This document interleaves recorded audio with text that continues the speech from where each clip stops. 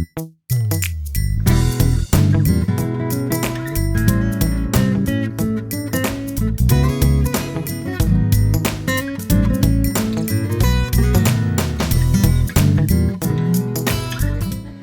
I'm Barbara Johnston with Survival Supplies for You. Today I want to tell you a little bit about the Volcano stove. It's one of the products that we carry. It's a stove that works with 3 different fuels. It works with wood, propane, or charcoal, which makes it rather unique. It also only weighs 19 pounds, so anybody can lift it, and it comes in this great case which makes it easy to transport. Let me show you how to set it up. Now when the Volcano stove is collapsed, it is only 5 inches deep, so it makes it easy to store. Pull it out. The grills are stored in the pocket in the lid.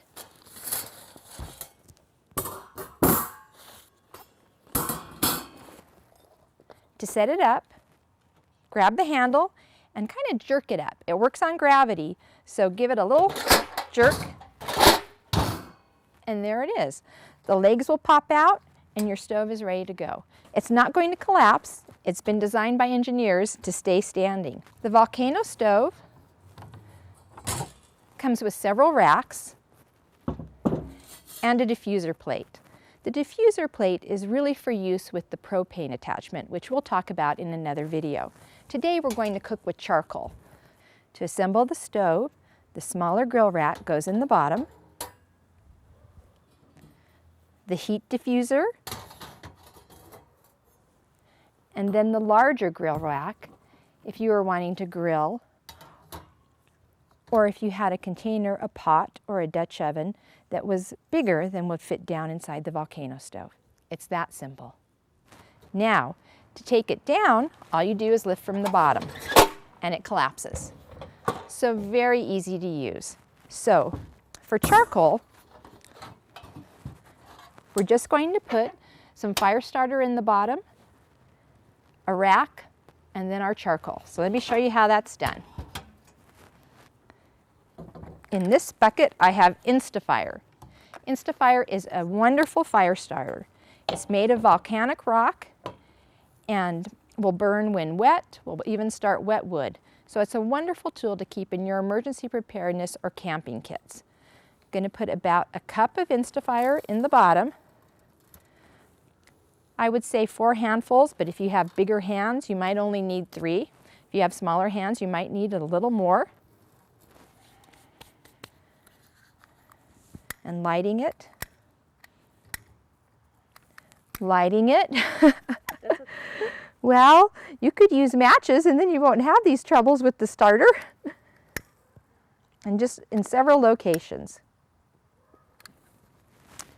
Once you've got a good flame, I'm going to put the smaller rack in. You need about 1 inch of space, just a little bit of airspace between the Instafire and the charcoal. Here I have one of my favorite survival tools. It is a trash can with a lid. These are great for so many things. In this case, I've stored charcoal in it. I can keep it outside. My charcoal stays dry. Charcoal lasts a long time. It's a great fuel to store. Storing fuel for an emergency situation is one of the most difficult things to do. So here I have about 40 pounds of charcoal in one trash can with handles so I can drag it if I needed to. In this case, I made Nick drag it over here. Because the Volcano stove is so efficient, we're only going to use about 10 coals. So I'm going to put those 10 charcoals in a pile on top of my Instafire. Let me get one more. And in about 20 minutes, they'll be ready to cook. While we're waiting for our charcoal to light, let's talk a little bit about the Volcano stove and what makes it such a great stove and so efficient. The holes along the bottom pull in the air. Then the air comes into the cooking chamber and comes straight up. So whatever you're cooking is getting the full impact of that heat. That's why we can use so little fuel, in this case so few charcoals, in order to cook a meal. If you're using a Dutch oven, you can cook in that Dutch oven with as few as 6 or 8 charcoal. The bottom of the Volcano stove is double walled. So it's insulated. That means that this portion does not get hot. I can touch it. In fact, I'm cooking on a tablecloth with charcoal and a plastic table. I don't have to be concerned that I'm going to destroy my tablecloth or my table. That makes it safe if you have little ones who might reach up and touch it. They're not going to get burned. Now the top of the stove will get warm, but again, the bottom, where the double-walled insulation is, will remain cool. When you're lighting charcoal, you want the vents open, so as much air as possible is getting into your charcoal to feed the fire.